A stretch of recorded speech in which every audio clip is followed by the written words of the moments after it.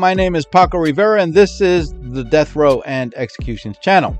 You can also follow me on Facebook for updates and more Death Row news. There will be a link to my Facebook in the description below. Also, check out my other channel here on YouTube called The Maximum Sentence, where I cover recent crimes and convictions. 59-year-old Charles Ray Crawford is scheduled to be the fourth execution in Mississippi in the last 10 years. Richard Jordan was executed in that state this year on June 25th. A video on that case can be seen on this channel. For those of you familiar with this channel, you already know that I will not use the R word here. I will instead use terms like violated or brutally violated or indecently assaulted. So please keep that in mind as I tell you about the case of Charles Crawford. In 1993, Kristie Denice Ray, who everyone knew as Kristy, lived with her mom and dad in Tippah County in Mississippi, in the small town of Chalybeate.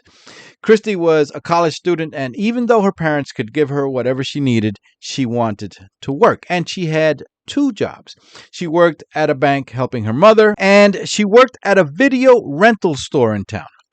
A man named Charles Crawford, who Kristy knew as Chuck, a 27-year-old man that Kristy had told friends she was creeped out by, was a regular customer at the video store. He mostly rented adult films from a private room located inside that video store. Kristy also had a boyfriend named Billy Williams. On January 29, 1993, a Friday, Kristy and her mom had finished up work at the bank. The mom, Mary, had made plans to visit her parents, Kristy's grandparents, because her dad recently had surgery and she wanted to check on him. Kristy told her mom that she was going to go home to relax for a while and later head out to see a movie with her boyfriend Billy. So Kristy and her mom decided to just see each other a little bit later at the house. When Kristy arrived home, there was nobody there. Her dad, Tommy, was at work, and when she went to her bedroom, there was a man standing there going through her things. That man, it would later be learned, was Charles Ray Crawford, the same man who rented dirty movies at the video store where Kristy worked. 2 years earlier, in 1991, Charles Crawford was charged with kidnapping, indecently violating a 17-year-old girl, and assault.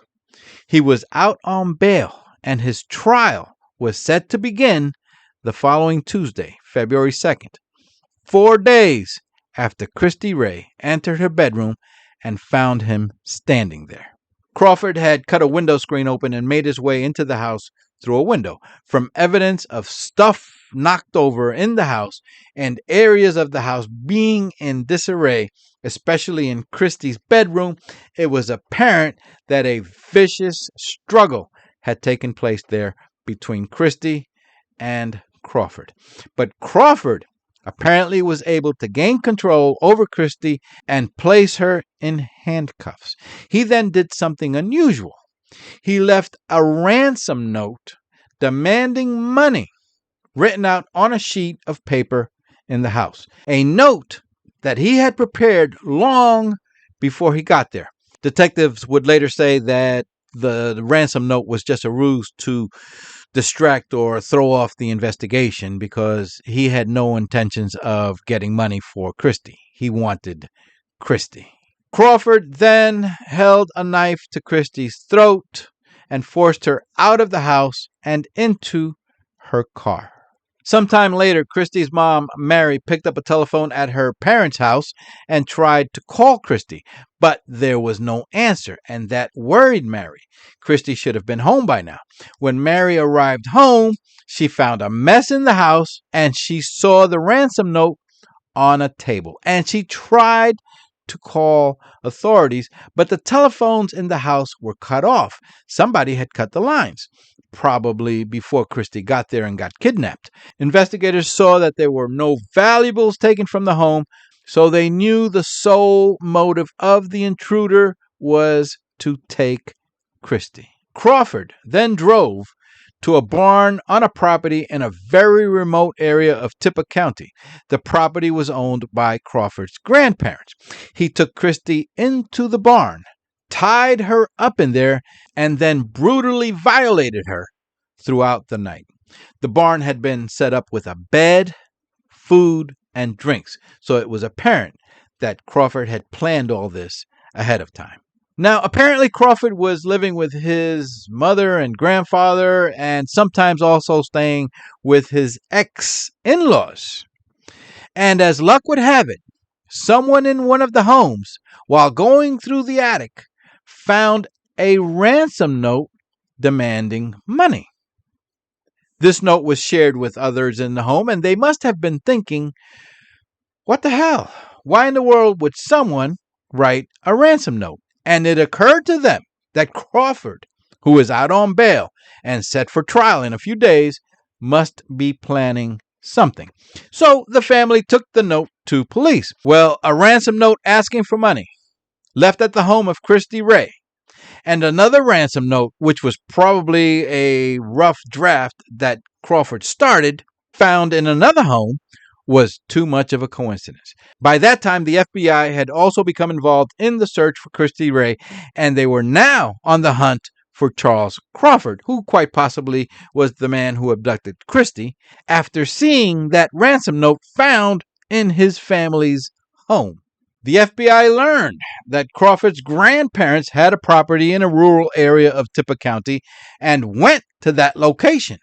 They spoke to Crawford's grandparents, who said they hadn't seen their grandson, but Kristie's car was found abandoned not far from that property. So a thorough search of the property was done, and when they entered the barn, they found the unusual setup for a barn with a bed, and they found a handcuff key.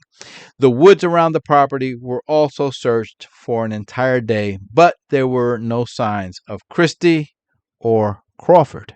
Meanwhile, some Mississippi state troopers were assigned to wait at Crawford's home, thinking, well, Crawford's got to come home eventually.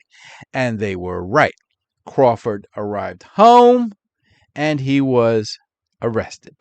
After intense questioning by the FBI, Crawford eventually broke down and later led the agents to Kristie's dead body deep in the woods, buried under shrubs. Her clothes had been pulled off. She had obvious signs on her wrist that she had been handcuffed, and she had a gag around her mouth. She had been stabbed, with the wounds penetrating her heart and lungs. Crawford was sentenced to death a little over a year later, on April 23, 1994.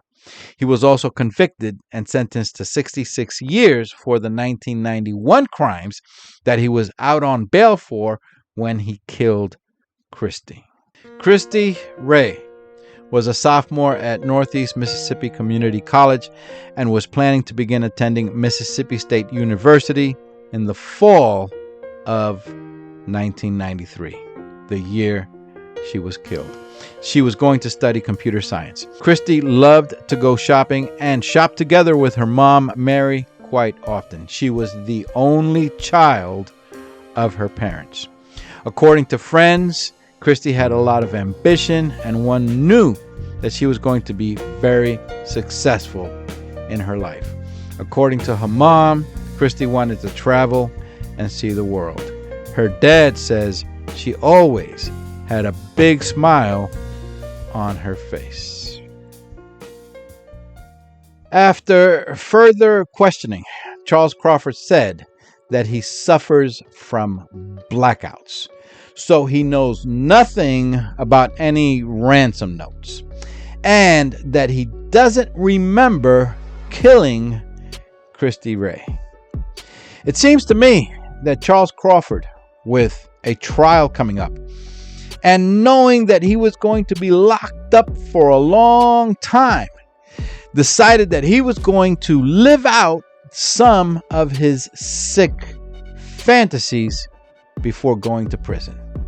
And he chose a beautiful, innocent young girl as his victim. There's just no end to the evil in this world.